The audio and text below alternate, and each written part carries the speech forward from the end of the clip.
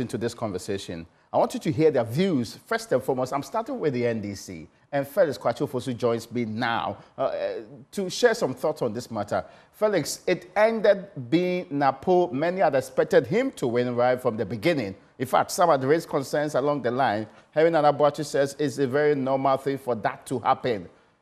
Does he send shivers down the spine of you in the NDC?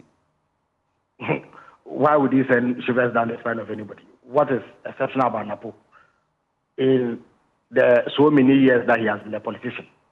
In terms of electoral value, what has he presented beyond winning a parliamentary seat that even a bet, with the greatest respect to everybody, will win simply because he made that up. Beyond that, what has he done on the graph that suggests that he would bring much value to any, let alone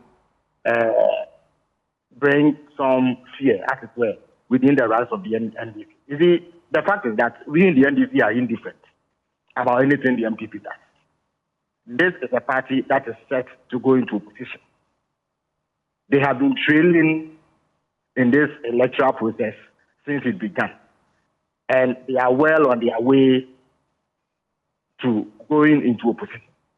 So it does not matter who they bring to the ticket, except that for purely analytical purposes, one must assess the reasoning behind this sort of selection. And that exercise is purely academic, really. Because I know that the NPP will never admit it. They may never offer an explanation. But if you look at the choice of Napo clearly, vis-a-vis those or others who were on offer, it is obvious that they are simply thinking about rallying their base. And if, as a ruling party, you are going into elections and you yourself admit implicitly that there is apathy amongst your own supporters, have they thought for a minute to think about what is happening outside of their supporters? So they want to make a choice in order to appease rabid members of the NPP. Beyond rabid members of the NPP, Napo does not appeal to anybody who is desirous of seeing good governance. You have a case where a ruling party has so badly mismanaged the affairs of their country. They have messed up our economy, essentially destroyed our economy. They have left us bankrupt as a country. We have defaulted on debt and plunged us into unprecedented hardships.